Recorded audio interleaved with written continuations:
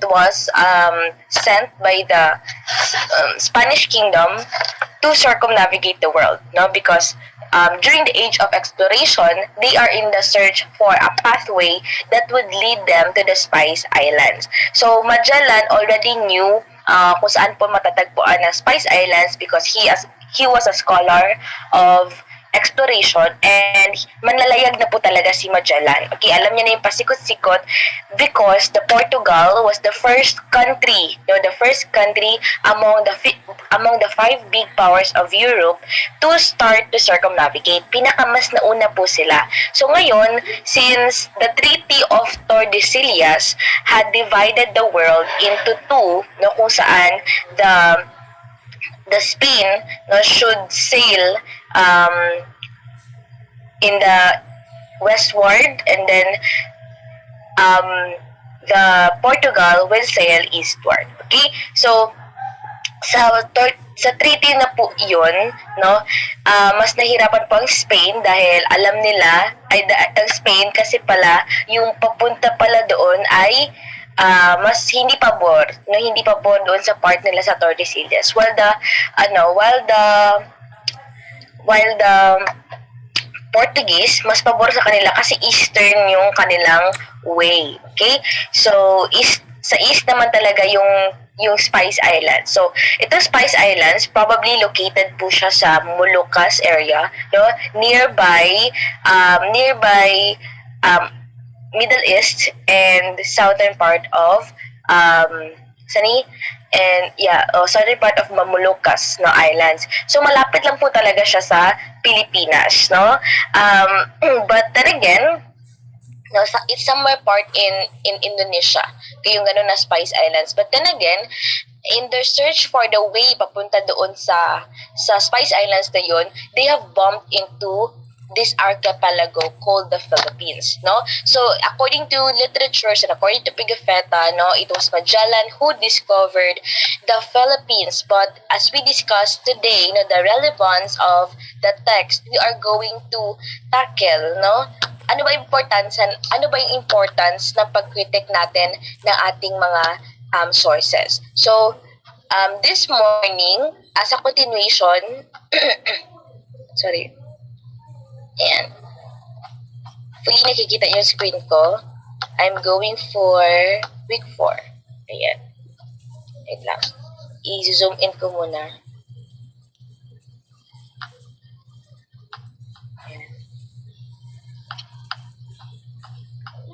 Ayan.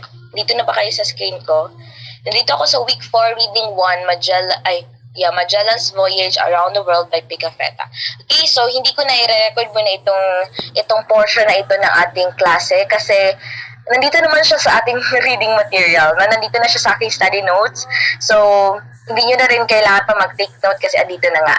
But if you want to, jot down some important things that I missed to here, you may also do that. So, yun na nga, the relevance of text criticism or subjecting the reading into criticism is that we will derive to the following realizations. Okay, ito po yung kahalagahan. So, yun nga, na pagpunta dito ni Magellan sa archipelago ng Pilipinas, mayroon ng mga settlers. Okay, mayroon ng mga settlers and he was welcomed, no, as well as his troops, no, with the hospitality, no, with the hospitality of the Filipinos. So, nire-reflect po talaga dito kung gaano ka-hospitable ang mga Pilipino even in the pre-colonial period. Okay, until now. So, it's like our ethnic core. Ito na yung ethnic core natin, pagiging hospitable. So, they were welcomed with food, no, with accommodation, and then nagkaroon ng mga sanduguan, no, to tie their friendship. So, afterwards, this another king from Cebu, no? This another king from Cebu ay meron siyang rage, no? Meron siyang parang hinanakit sa isang king ng Mactan who was si Lapu-Lapu. So may itong si King Humabon from Cebu, may galit siya dito kay Lapu-Lapu. not just si King Humabon ang may galit kay Lapu-Lapu, but also the other king of Mactan. So, dalawa-dalawa po ang kings nila or chieftains nila per kingdom or per barangay. So, ngayon, yung kasama ni si Lapu-Lapu, no, sa Mactan, hindi rin siya gusto. It was King Zula. So, King Zula and King Humabon agreed that they would please Magellan to convert Lapu-Lapu and defeat him.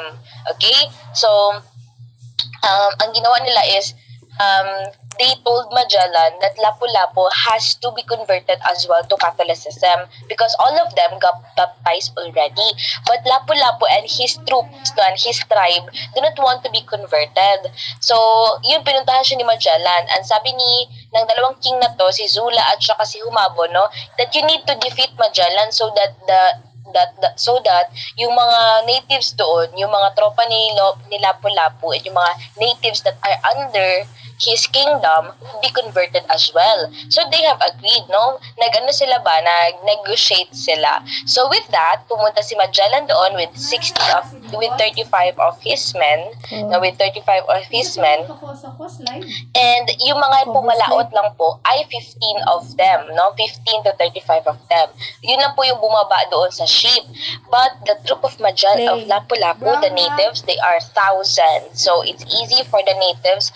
It was easy for the natives to defeat Magellan and his troops. And with that, no, in the leadership of Lapu-Lapu, Magellan was killed. No? And then dali-dali itong mga tropa ni Magellan pabalik po sa ship nila at tumalaot muli papunta sa Cebu. And when they got there in Cebu, no, before pala sila bumalik sa Cebu, nalaman ni King Humabon na yung mga natives pala nila, mga babae, ay pinagsamantalahan at naging traidor pala itong tropa ni Magellan sa kanilang mga natives. Same as true with Enrique. Si Enrique ay yung kanilang translator, kanilang slave or kanilang interpreter. So itong interpreter na to, nakakaintindi siya ng language ng mga Filipino before because the common language among the Malacca, Moluccas, and Maynila na mga islands, kabilang po dyan ang Malaysia, Philippines, and Indonesia, Malacca po yung kanilang common na language. And with that, mayroong common words po ang mga Malaysians, yung mga bahasa na Malaysian at saka Indonesian na bahasa. Mayroon po silang similarities at exact words na parehas po sa ating mga Cebuano terms. Okay? In my college days, one of my subjects, isa po sa mga subject namin ay foreign language. At yung foreign language na pinag-aralan po namin ay bahasa Indonesian at saka bahasa Malaysian. And most of the words, maraming words po sa bahasa Indonesia at bahasa Malaysian na pareho po sa ating Visayan language. May mga classmates kasi po ako na mga natives, mga indigenous tribes like Blaan, and Antiboli, mga IT ko at saka as well as mga Islam ko na mga friends, so of course most of us are Cebuano, mga Bisaya, so meron talaga mga similarities sa mga words natin before. Okay? So, it's easy for Enrique, the slave of the troop of Magellan, and the king of Cebu to agree with each other. At doon nila nalaman na slave pala ito si Enrique at gusto niya rin po makabalik doon sa kanyang pinanggalingan sa Malaysia kasi Malaysian siya. So, ito rin po ang naging dahilan, isa sa mga dahilan kung bakit nagalit itong si King Humabon at pagdating nitong mga tropa ni Magellan galing sa labanan nila sa Mactan, dali-dali sila umalis, diba? Balik nila sa Cebu, nagpakain itong si King Humabon, gabi na sila dumating at saka nagkaroon sila ng feast, nagpapiging siya. Little did they know, it was the form of revenge of King Humabon, doon sa mga pinanggagawa ng mga Espanyol sa kanilang community, He felt betrayed, He felt betrayed. So, ang nangyari ngayon, dahil kumakain na iba, nagsasayawan sila, nagiinuman sila, it was a pit pala, Ito pala isang bitag para sa mga tropa ni Magellan. So, ano nangyari nun? Nagkaroon ng massacre, Nagkaroon ng massacre at marami sa mga Espanyol ang namatay at ang mga naiwan sa kanila ay dali-dali ding pumunta sa kanilang mga ships at pumalaot muli. Tumakas na sila. Ngayon sa paglaot nila, no, na-divide sila into two because they want to decide as well kung saan yung pinaka-shortcut, no, papunta balik sa Spain. So yung isa is nag-travel sila papunta ng Guam, while the other is nag-travel sila from crossing Indonesia. At nung nag-cross sila sa Indonesia, doon nila nakita yung Spice Islands. Okay? Doon nila na-discover ang Spice Islands. At yun po nag-travel papunta ng Guam, yung isang ship, kasi dalawang ship na lang naiwan, ay giransak sila sa mga Portuguese. Okay? So, they were trapped by the Portuguese, ginawa silang slave, no? Ang iba kinulong sila, no? Ang iba din sinaktan sila at pinatay sila. So yung isang naiwan na ship is the ship Victoria, okay? Yung Victoria na ship. At after nila makakuha ng mga spices from the Spice Islands, bumalik po sila pabalik ng Spain. Okay? And that's the circumnavigation. That's the first circumnavigation of the world. Now, if you would analyze the text, no, di ba pinabasa ko yan sa inyo during our asynchronous class.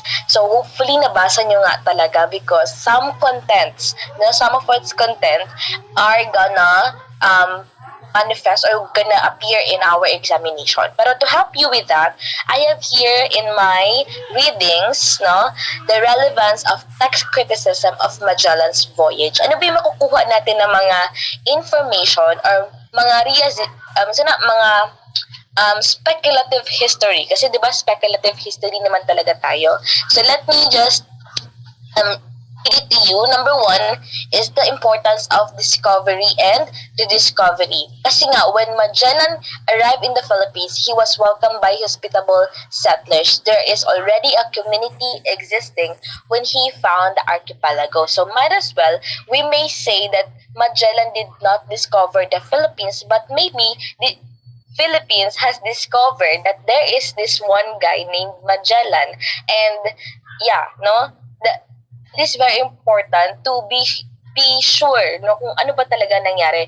Is it discovery or rediscovery? Because literatures, no, that were produced after the circumnavigation of Magellan are telling the readers, no, that Magellan discovered the Philippines when actually meron ng mga nakatira doon nung dumating si Magellan. Meron ng mga kingdom. Ibig sabihin, civilized na po tayo, hindi po tayo barbaric during that time. Civilized na tayo, may sarili tayong language, may sarili tayong panunulat, no? May sarili tayong kultura, may sarili tayong government. Okay, diba may king, no? Mayroon tayong maharlika, that's the monarch, no? May king, queen, that's the maharlika. However, mayroon po tayong mga slaves, mayroon tayong mga aliping sa gigilir at saka sa aliping sa pamamahay. Mayroon din po tayong mga timawa or freemen. Sila po yung hindi sila slave, hindi rin po sila maharlika. Sila yung mga ordinaryong membro ng lipunan. Okay, so mayroon na po tayong civilization that time. So we were not discovered. Maybe you were rediscovered. Secondly, the importance of journal and historical recording. So the account of Pigafetta held the earliest record of Filipino culture. So we may realize here in our internal criticism, kung nag-conduct man tayo ng internal criticism, no, that the intention of Pigafetta is to record the first circumnavigation of the world, no, by Spain, no, kasi he was hired by the Spaniards, so by Spain. And with that, kung hindi siguro siya nagsulat, kung hindi siguro pinahalagahan ng civilization nila yung pagsusulat at pagre-record ng travel at mga historical recordings, historical events, siguro wala tayong recording kung ano ba yung kultura ng mga Pilipino before nung panahon ni Lapu-Lapu. Kasi si Pigafetta lang po ang unang nagsulat about us. Okay? Third is the importance to geography, no? Merong relevance itong Magellan's voyage sa ating geography because during this time, no? I-relate ko na lang din po siya sa number 4 ha. It debunked the theory that the earth is flat. During this time, many people believe that the earth is flat, but because of Magellan's voyage around the world, no, it has updated the world map in a more accuracy, and it has confirmed that the earth is not flat. Kasi hindi naman daw sila nahulog nung nag-cross sila sa Pacific Ocean. Okay?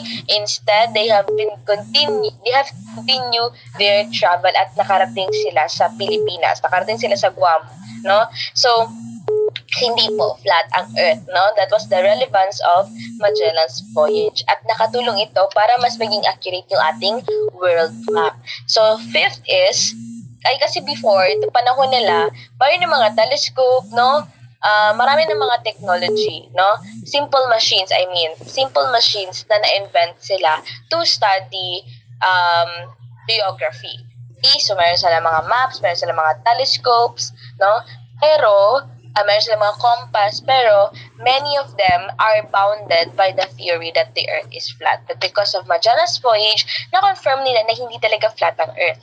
Fifth po is that it is important to critique the text because the death of Magellan was totally different from our previous or prior misconceptions. It wasn't Lapu-Lapu that killed Magellan, but the natives who were headed by the former na si Lapu-Lapu. So with that, no, kasi nung sa history natin ng elementary at high school tayo, kahit sino dyan, if you would randomly ask people in the street and you would ask them, sino pumatay kay Magellan, and they would tell you Lapu-Lapu, no? Because that was what is being taught to us when we were in our early education, no, sa elementary and high school. Si Lapu-Lapu talaga pumatay kay Magellan, when in fact, if you would study, no, in critic the writing of Pigafetta, you would know that it was not Lapu-Lapu himself who killed, no, Magellan, but instead it was his natives, no? Kasi nga merong isang native na strike, no, sa katawan ni Magellan, and with that nahirapan na si Magellan na gumalaw. Nung nalaman nila sa mata niya, no? So nung na-strike nila ang mata ni Magellan, nung nalaman nila na hindi nakakagalaw si Magellan from his place, that's the time na umariba na lahat ng mga natives at pinagtulong-tulungan si Magellan. That's why ganoon na lang din ka-dramatic yung description or last part ni Pigafetta nung diniscuss na yung death ni Magellan, kung paano siya pinatay ng mga natives. Okay, so next is it has established the spread of Christianity and Catholicism in the Philippines, because if it wasn't for the voyage of Magellan, kung hindi siguro siya nakarating dito sa Pilipinas, we will be reached by Catholicism and Christianity in a different way. Okay, so maybe at some point, no, thankful pa rin tayo kay Magellan, because if it wasn't for his proposition, no, his proposal to circumnavigate the world, edi sana hindi tayo Christian ngayon. Okay, some of us are Christian. Okay, so next is, and the last one is, Enrique's contribution or role was also emphasized, no, and highlighted, because in our elementary and high school study of the circumnavigation of the world by Magellan, Enrique was not mentioned. Di ba ngayon lang natin narinig yung pangalan ni Enrique? Mayroon palang Enrique doon sa story na yun. No, meron po. Si Enrique po, siya po ay nagsilbing interpreter between the Spain and the Philippines. So, last time nag-ask sa klase ko, ma'am, paano sila nag-intindihan? Okay, nag-intindihan po sila because si Enrique po ay isang Malaysian, and common language into the Moluccas, Maynila, and Malacca Islands, no, ang Maynila po syempre sa Philippines, no. Dun po ng mga islands or archipelago before, ang common po na language nila ay Malacca. So it's similar to Bahasa and similar to Cebuano language, no. Mga Hiligaynon na language, no, mga native language na to ba? No, kasi sila may nakikipag-ugnayan before, not the Tagalogs naman. So yeah, most really are Malacca language. Even our term na barangay, no, it came from the word balanghay, no. ginawa siyang malanghay po siya, balanghay. It's a Malayan term, okay? So, Malaysian term po siya, which means a boat, no? It's a boat that serves as a transportation for our ancestors to come here in the Philippines by water. 'Di ba? Ang mga Indones at saka mga Malay naman 'yun. So sa kanila po galing yung term na balanghay. So similar po yung language ng Indonesian at saka Malaysian. Okay? Until now, similar pa rin po. Bahasa pa po sa kanilang dalawa. Bahasa po yung kanilang language. Bahasa Malaysia at saka bahasa Indones. Okay? Bahasa Malay o bahasa Malaysian and bahasa Indones. Okay? Pareho po sila ng language. Okay? So, Enrique is a Malay or Malaysian. Therefore, nagkaintindihan sila ng mga kings. So he may also be speculated as the first to circumnavigate the world for the reason that after the Cebu massacre, posible po na bumalik si Enrique to Malaysia. Tumakas siya, bumalik siya sa Malaysia. So if mas nauna po si Enrique bumalik sa Malaysia kaysa sa mga Spaniards, no? Therefore, si Enrique po ang una na circumnavigate ng world. Kasi kasama po siya doon sa travel, di ba? Kasama siya sa travel and binilip po kasi ito si Enrique, no? He was a slave, no? And as a slave before, pwede ka pong ibenta. Okay? So, nabenta ito si Enrique and he was bought by the King of Spain. And the King of Spain assigned him to be with Magellan in the voyage. So, basically, from Malaysia, nakarating siya sa Europe. Karating si Enrique sa Europe at doon siya binenta. No? Tapos nakarating din po siya sa Spain. And then after sa Spain is nag-circumnavigate siya sa world kasama ni Magellan and afterwards nakabalik po siya sa Malaysia. So maybe some historians have speculated that he might be the first to circumnavigate the world. Okay? So mayroon tayong question dito. Bakit hanggang ngayon po ba, ma'am, meron pa rin pong mga flat earthers? Flat earthers, you mean yung mga tao nagbi-believe that Earth is flat. No, because same as true with how many people are still atheist. Okay? So why is it that many people are still believing in aswang? It's 2021, ang dami ng mga nangyayari, okay? Because people accept the knowledge they think they deserve. They accept the love that they think they deserve. No, these people have their own arguments and perspectives, and maybe because history is a continuous discovery and rediscovery, might be the reason bakit meron pa rin mga flat earthers. No, kahit na marami na tayong technologies na nagpo-prove that the earth is flat, many people or some few people are still believing that the earth is flat because there are some sources that are discovered and rediscovered that will strengthen their argument. Okay? Yung mag-strengthen ba ng credibility that the earth is flat. So, they of course need to study more on that. No, continuous pa yung study natin. Kaya some people still hold on to their belief that the earth is flat because of their hypothetical belief. Okay? Hypothetical pa rin po siya, no? Theoretical pa rin po para sa kanila that the earth is not flat. So, it is a continuous study. Okay? Especially kapag yun naman talaga ang belief nila at yun naman talaga yung gusto nilang paniwalaan, okay? And they have the opportunity to study it. So, why not? So, tuloy pa rin po sila sa mag-believe that the earth is flat because their study is also continually nag-continue pa rin po. Okay? At saka, until now, marami pa rin po ang disagreements with whether the earth is flat or not. So marami pa rin po ang nagsusulat that the earth is flat at marami pa rin po ang nagsusulat at nagde-debunk that the earth is not flat. Okay? So we cannot blame those people if that's the thing that they want, if this the theory that they want to believe in. Okay?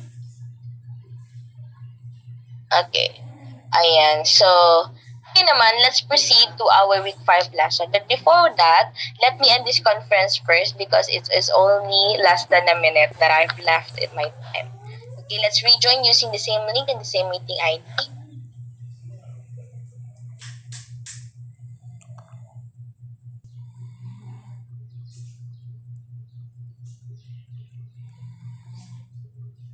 Is already here.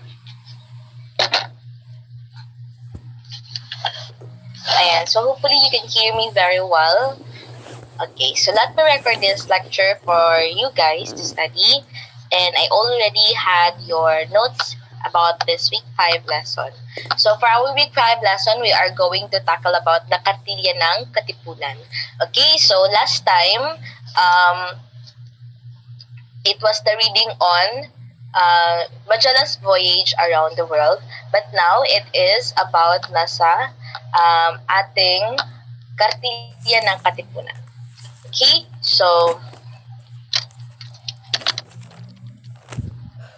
so for our learning objectives, no, we are going to be expected to derive the following. Number 1, examine the context and perspective of the document. Secondly, determine the main teachings and guiding principles of the Kartilya.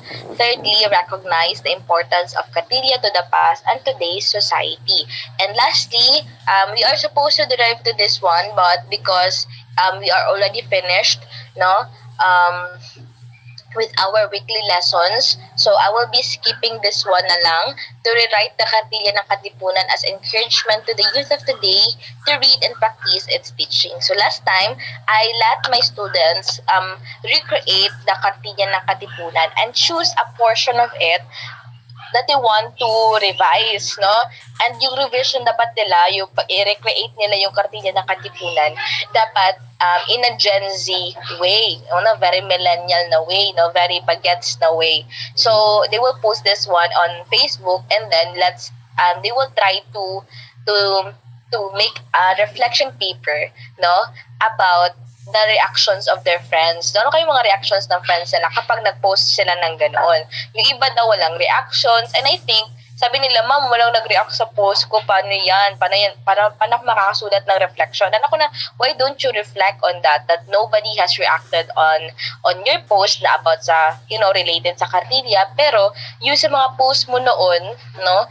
About sa mga memes, no? Sa mga funny things, political ideas mo or political opinions mo, marami nagko-comment. So, I think that is a very good reflection naman din. So, various yung reactions na natanggap ng mga students from the Facebook platform. Yung iba sa Instagram sila nag-post and other social media platform. And also, they have some of them scripted talaga yung pag-comment, like English jud ilang mga commentors, no? So sometimes consider ko na lang na maybe they are just doing this for the grades, but what I want my students actually to derive to, with that activity is to discover if really the Gen Z still care about the Kartilya ng Katipunan or not, the teachings of the Kartilya or not. So, yun, ginawalan na kasing scripted ng iba, kaya yun, hindi na lang nila nakuha talaga yung point ng activity. Okay, but we don't have any more time on that, so we will skip this activity na. Okay, and just, focus with your examination. So, just like our reading last week, we have tackled the historical context of that reading. Kaya sa Kartilya ng Katipunan po, tomorrow, I will let you guys read the Kartilya ng Katipunan. And siguro magpa-sweet work lang tayo ng konti about that. Pero sa last time, doon sa ating readings in Philippine history na Magellan's voyage around the world, we also discuss about its historical context. At sobrang lengthy nun. Okay, so ito naman ay kinda short, shorter siya compared to that one.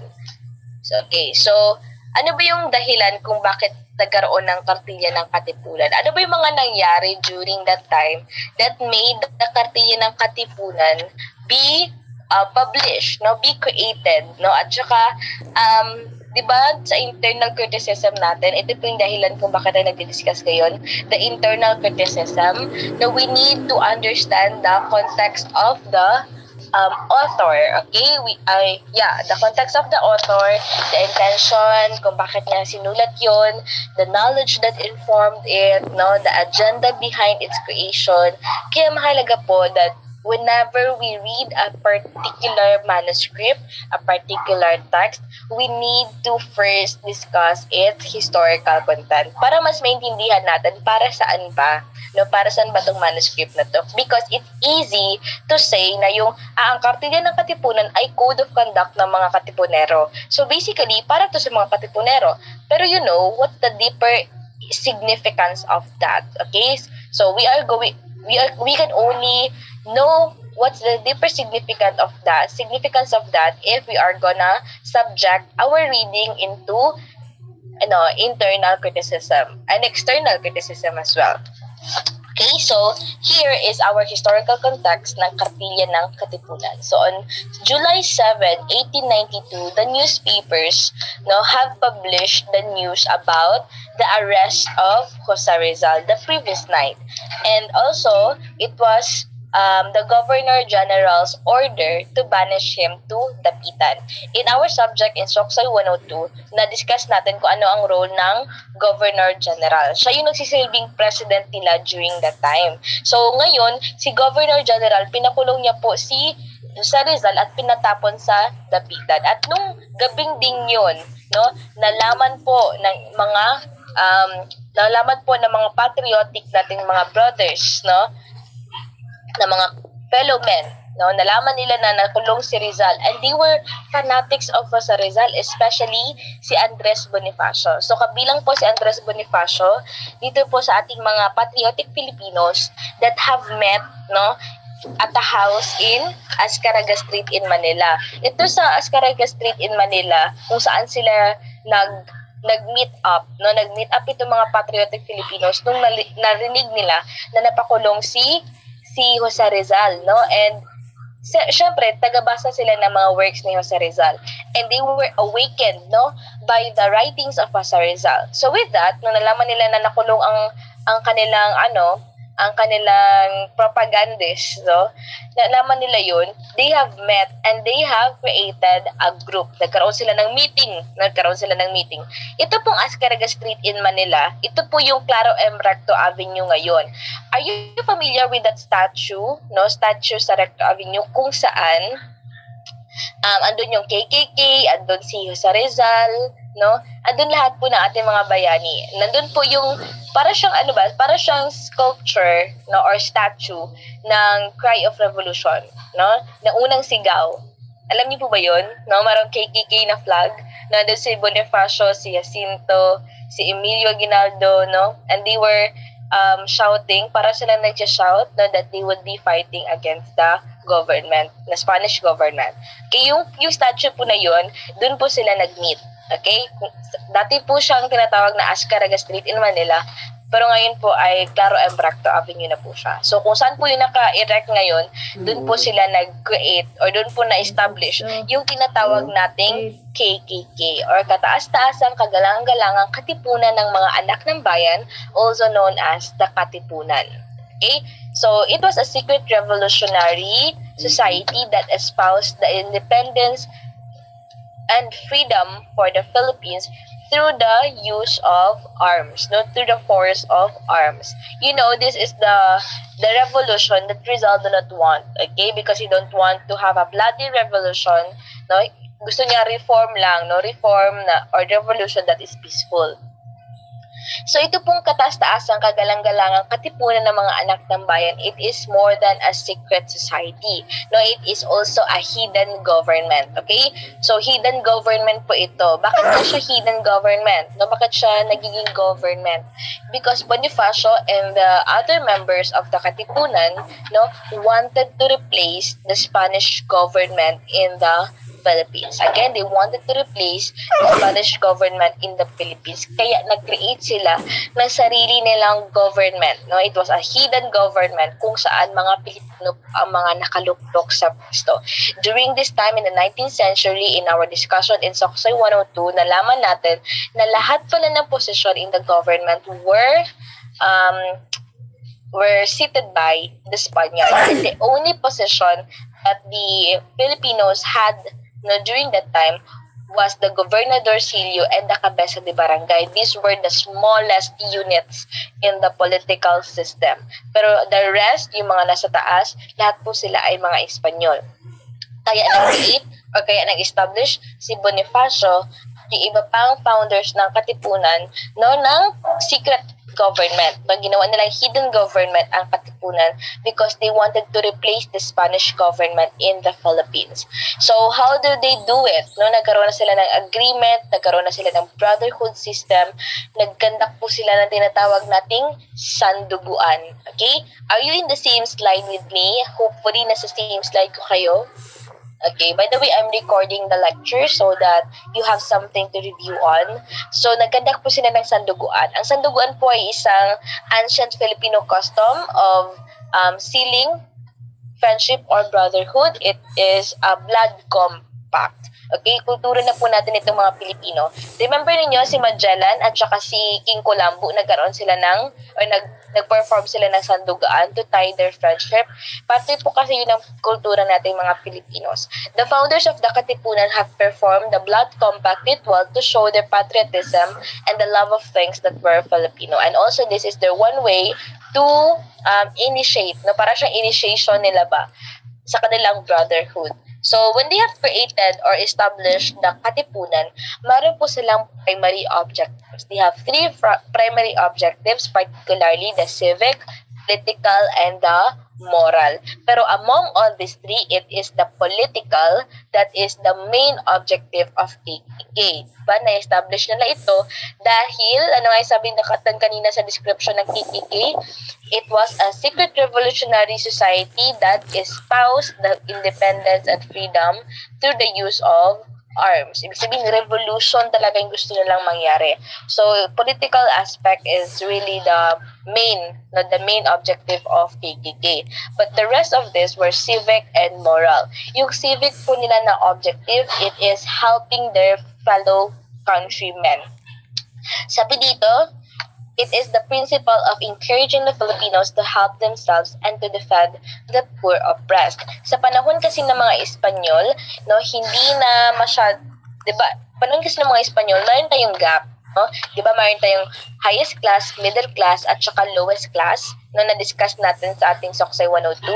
So, doon nakalagay the principales are also native Filipinos, but the Indios who is in the other class, sa lower class sila, native Filipinos pa rin po sila. Ibig sabihin, there were divisions among Filipinos that time.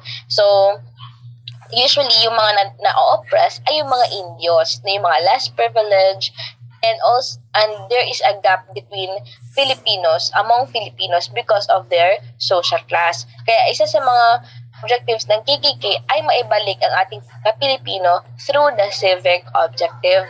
And the other one naman po is the moral objective. Moral objective, it is keeping the teaching of a good manner, hygiene, good moral character, and how to guard themselves against religious fanaticism. They wanted to guard themselves against religious fanaticism because the church organization was very overpowering that time. It was the source of corruption, and also they were overwhelmed by the roles and functions that were given to them outside of the religious functions. Diba na-discuss natin sa Soksay 102 again, na meron sila mga roles and functions na pareho po sa ating mga politicians nowadays, the people in authorities. And sometimes, yung mga may ganitong power and opportunity and privileges, na-overwhelm sila. Kaya, most of the time ay nakakakommit sila ng corruption. At ganun po ang nangyari. Kaya, ayaw nilang maging carried away tayo sa religious fanaticism. Okay? Because it may affect being a Filipino and being loyal to our own country. And of course, the main one is the political. Political is their aim in separation of the Philippines from Spain to secure the independence of the colony. Okay, they wanted the Philippines to become independent from the colonization under Spain. Okay, so yun po yung kanilang main objective. So, ano bang plano ni Bonifacio and paano niya ba gi-unite ang mga tao? So, the goal of developing the Filipinos as citizens of their own nation once independence was achieved was done through the written works of Andres Bonifacio and Emilio Jacinto. Because Emilio Jacinto and Andres Bonifacio were fanatics of Jose Rizal. Ibig sabihin, lodi talaga ni sila sa Rizal, no? Gustong-gusto nila yung adhikain niyo sa Rizal, and they have imitated how Jose Rizal was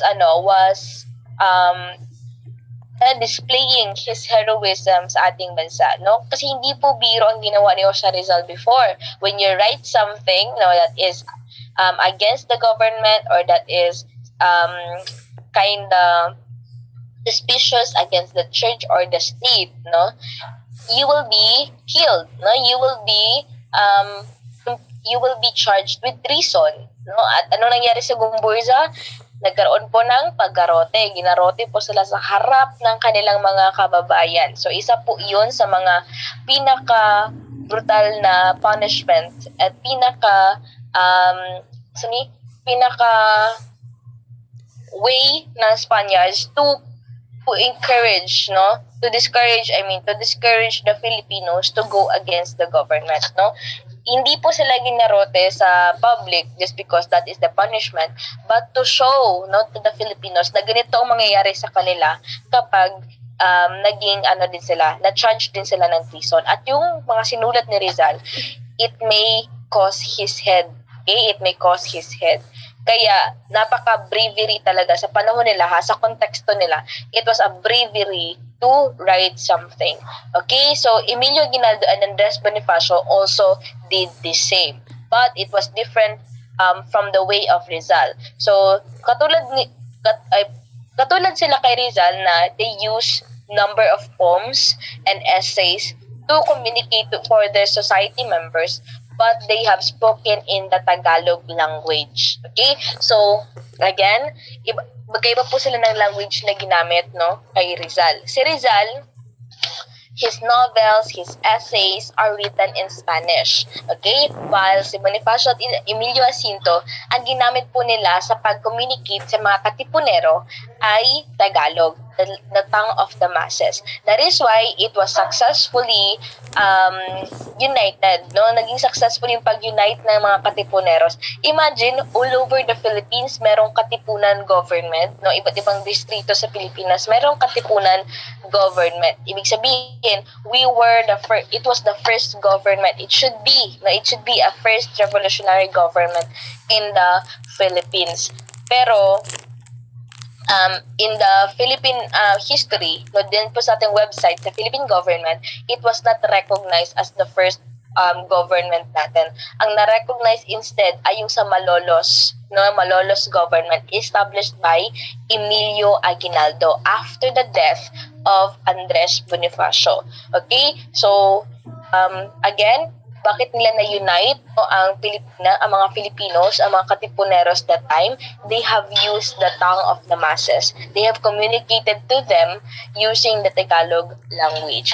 So sabi natin kanina, Katipunan is more than a secret society. It was also a hidden government. So, bakit nga siya hidden government? Because Bonifacio and other founders of Katipunan wanted to replace the Spanish government. Okay, so here we have the three branches of the Katipunan government, but then again, you don't need to memorize all of the members of it. You just need to familiarize these three branches of the government and their roles. Ano ba ibig sabihin nito? Okay, kasi pag naintindihan natin na meron palang kataas-taasang sangguniang bayan at sangguniang balangay, it reflects, no, how Katipunan was wisely taught, no? Ibig sabihin, pinag-isipan talaga nila yung sistema ng Katipunan. So, the first branch of government was the kataas-taasang sanggunian or the Supreme Council.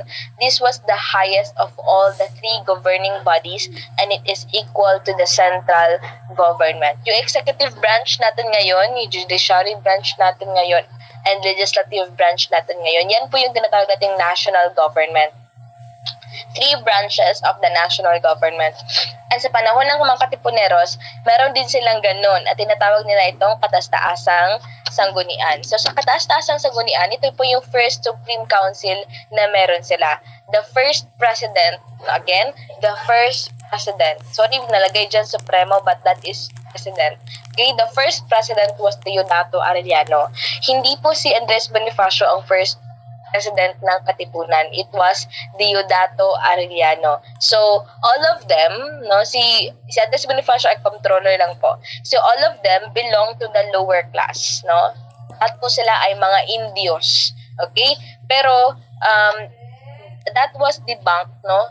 When I study this topic, no, when I study this misconceptions about the Philippine history, nalaman ko na na-debunk na pala itong theory o itong misconception na Indio itong si Andres Bonifacio, na mahirap siya at wala siyang pinag-aralan.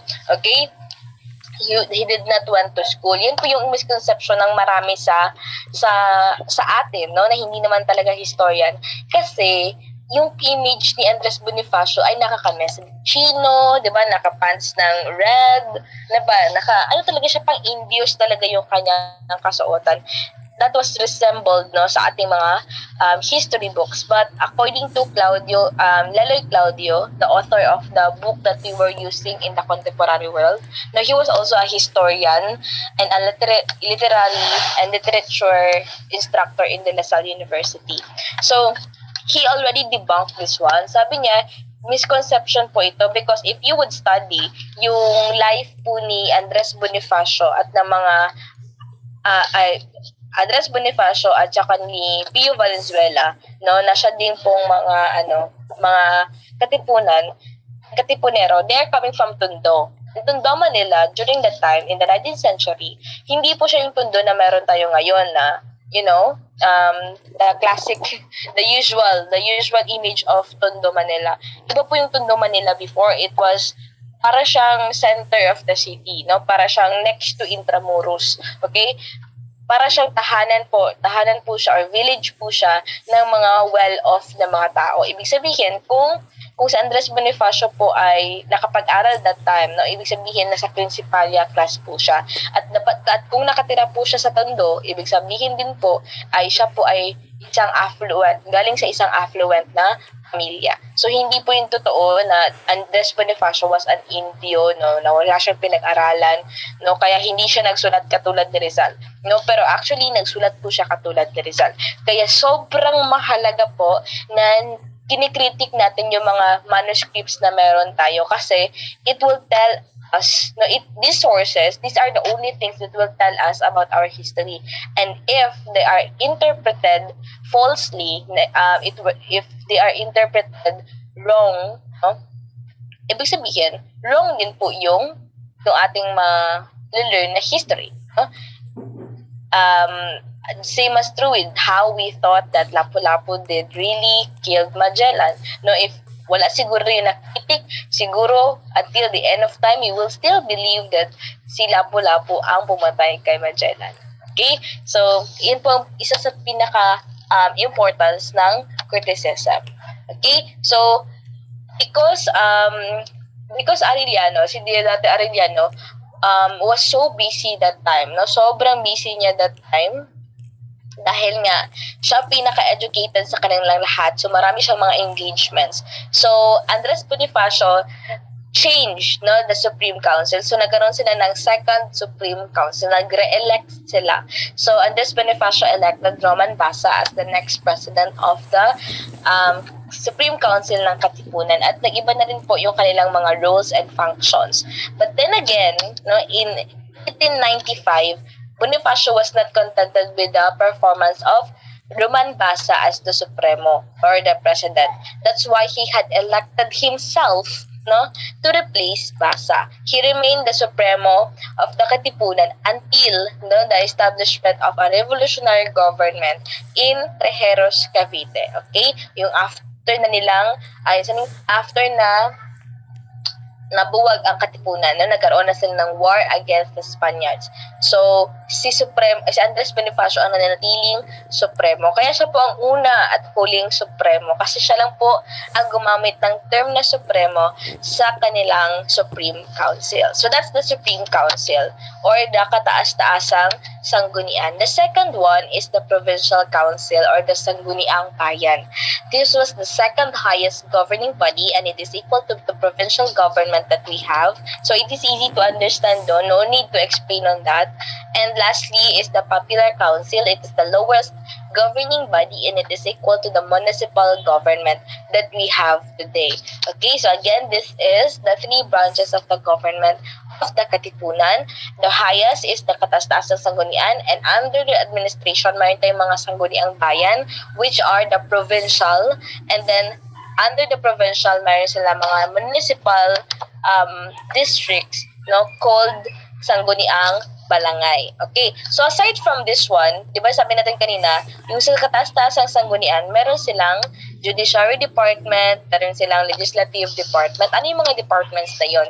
Ito yung sangguniang hukuman, Katipunan Assembly, at Secret Chamber. Okay?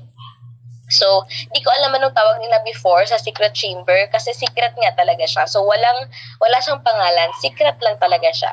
So, ito po yung mga chambers nila before. First is the Sangguniang Hukuman or the Judicial Council. This passes the judgment on members who violated the rules of the Katipunan. So, paano nila malalaman kung ano yung mga rules ng Katipunan at ano sila nakaka-violate? Of course, they have a copy of the Kartilya ng Katipunan. The Kartilya ng Katipunan served as the code of conduct. Okay, the second one is the Katipunan Assembly. Katipunan Assembly is composed of the members of the Supreme Council at yung mga presidente ng Provincial at Popular Council or sangguniang bayan at saka sangguniang balangay. Yung mga presidents nila, yun po sila yung sa Katipunan Assembly. So parang ang Katipunan Assembly po, para po siyang executive branch natin, no? Kasi sa executive branch natin, meron tayong president, meron tayong vice president, and cabinet members. And also, part din po ng executive branch natin ay yung mga heads ng ating mga local governments like our mayor, no, our governor, and such. Okay, so lastly is the secret chamber ng Katipunan government. So this was composed of Andres Bonifacio, Emilio Jacinto, and Pio Valenzuela. Sila lang tatlo ang miyembro nito and it was secret. So wala pong nakakaalam na meron tinatawag na secret chamber before. So anong ginagawa ng secret chamber? So ang chamber po, sila po yung nagbibigay ng sentence doon sa mga members who exposed the secrets of Katipunan. Usually, itong pag-sentence nila or itong parusa nila, para doon sa mga miyembro na hindi marunong mag-keep ng secrets ng Katipunan ay expulsion from the Katipunan itself. No? Paaalisin sila, i-kick out sila mula sa Katipunan. Okay, so gets po ba? Okay, gets. So you see, this is the Katipunan government and this was the historical context, no, of our Kartilya ng Katipunan. Ito yung mga rason kung bakit meron tayong Kartilya ng Katipunan ngayon. So again, the Kartilya ng Katipunan, ito po na sa picture natin, it was written by Emilio Jacinto. So si Emilio Jacinto po ay sekretarya ng ating Katipunan government. So itong Kartilya ng Katipunan, this served as the code of conduct. A code of conduct. So the members of the Katipunan were doctrined, no, to the Katipunan rules and its teachings, which emphasize the value to love our country, no, and also to give sympathy and compassion to our fellow men. Again, ang Kartilya ng Katipunan ay nagsisilbing code of conduct at itong code of conduct na ito, ang aim po na to ay mabigyan ng doktrina, no, magbigyan ng doktrina at sistema ang mga katipunan that will rule them, no? And these rules and teachings would emphasize the value to love our own country as well as our fellow Filipinos. Okay, so that was the historical context of the Kartilya ng Katipunan. Now, let's go on to the author. Okay, sino ba yung author na ating Kartilya ng Katipunan? So, basic profile na po tayo. Okay, para malaman natin kung gaano nga ba credible itong si Emilio Jacinto to write the Kartilya ng Katipunan. Okay, so, okay, let's have a background. Let's get to know the background of Emilio Jacinto. So, this Emilio Jacinto was born on December 5, 1875 at Rosa, Manila, Philippines. His parents were Mariano Jacinto and Josefa Dizon, but unfortunately, his father died shortly after his birth. Emilio came from a low-income family, and that is why when his father died, his mother asked her tito, nung tito ni Emilio Jacinto, that Don Jose Dizon would adopt him. So, naging adopted po ito si Emilio Jacinto by his uncle. So, si uncle, pinaubaya na siya. Pinaubaya na si Emilio Jacinto sa kanya uncle because his mother believed that Don Jose will give Emilio a bright future. At hindi naman siya nagkamali doon because Emilio Aguinaldo grew up very educated. So, he finished his elementary education in a private school and then took up his secondary school at the Colegio de San Juan de Letran. I think is Colegio de San Juan de Letran.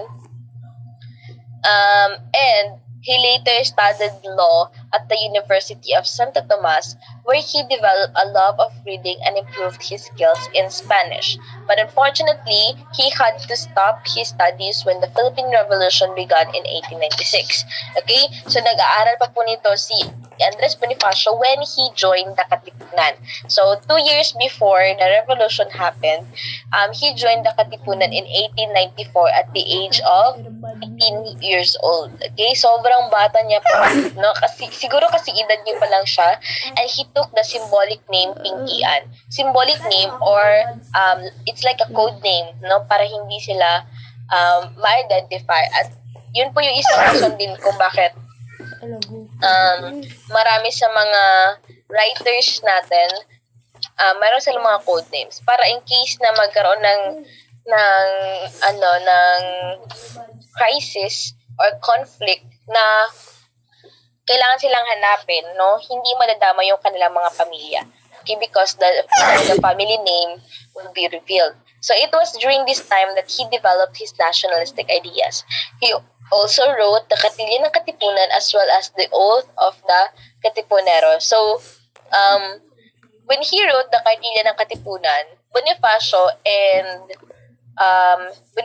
at saka ito si Emilio Aguinaldo had separate the moral code that would guide the action of the revolutionaries. Pag sinabi ko pong codes po talaga siya. Hindi ko na siguro mapakita sa inyo because wala akong copy nito sa ating PowerPoint. Pero you may also Google on this kasi sa mga libro na binasa ko, meron silang code ng Katipunan. Ano po talaga silang moral code on how they communicate. Okay? So, aside sa codes, gumagamit po sila ng mga essays at saka mga poems. Okay, mga poems doon sa kanilang newspaper, and it's also one way to communicate to their members, doon sa kanilang newspapers. So, mayroon po sila mga codes sa kanilang mga letters, may mga baliktad-baliktad na mga letters sa alphabet para hindi malaman ng mga Katipunero ang kanilang mga okay, in case na mawigit ang ilang mga letters. Okay, so, actually, when Emilio Jacinto wrote the Kartilya ng Katipunan, meron na pong nasulat si Bonifacio na Kartilya ng Katipunan. But because he recognized the intelligence of Emilio Jacinto, and with that, he chose Emilio Jacinto's composition for the publication of the Kartilya instead dun sa sinulat niya. And although the Kartilya is intended as a code of conduct or a guidebook for the Katipuneros, it became famous because Emilio Jacinto quoted that and tackled life, about life. He personalized, because he was a writer back then. He personalized and he, figuratively wrote his messages, sa newspaper. He also edited, he became an editor of the newspaper Kalayaan and was author of several literary writing using the pen name Dimas Ilaw. Okay, he served the Katipunan in different capacities as secretary, fiscal, editor, and later appointed as general by Bonifacio in 1897. He also served as an advisor to the Supremo. So, ito po ay magsisilbing proof sa atin that Emilio Jacinto was a credible writer, no? Narapat naman na siya na ang magsulat ng Kapilya ng Katipunan because of his experiences in writing. Aside from that, he also used to study law. Ibig sabihin, may background na po siya about what is legal and what is not. So again, Jacinto have written in Tagalog, no, and also Bonifacio. He written in Tagalog, no, and it was the language of the masses because he believed that people could be reached only through their own language. No, it is for this reason that he and Bonifacio had succeeded in uniting the people behind them. No, they have succeeded in uniting the Katipuneros. Unlike the other reformists, no, na sila Marcelo H. del Pilar and other propagandists before them, they have failed. No, they have failed because they wrote for the intellectuals. No, because these people have written in Spanish. I mean, they have written in intellect, for the intellects lang, no? Remember that time, hindi naman talaga right ang pagpupunta sa school, di ba? It was a privilege. How about those Filipinos who cannot afford to go to school, no? Who cannot afford to know or to learn the compulsory teaching of Spanish language? How are they be able to be reached by the message of revolution? So, Emilio Jacinto and Bonifacio had written in Tagalog, okay? Instead of writing in Spanish, okay? Okay, so Emilio was present as well in the cry of Pugadlawin or yung unang sigaw sa Pugadlawin, also known as ang unang sigaw sa Balintawak, with Andres Bonifacio and other members of the Katipunan, which signaled the start of revolution against the Spanish colonial government in the Philippines. During the revolution, Andres Bonifacio and Emilio Jacinto led the siege of Polvorin San Juan del Monte, also known as the Battle of Pinaglaban. Okay?